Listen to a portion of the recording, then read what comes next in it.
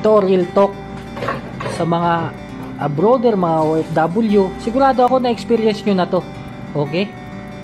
Yung meron kayong mga kasama sa bahay, na yung mga, kala mo anak mayaman, yung mga parang hindi naghuhugas ng plato sa bahay nila. Ano? Yung mga hindi nagluluto sa bahay nila. Mga ganun.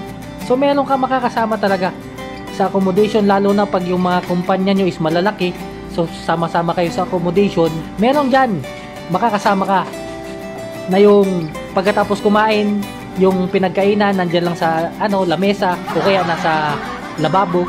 Tapos yung pinaglutuan niya ng itlog, andyan lang sa sa kalan.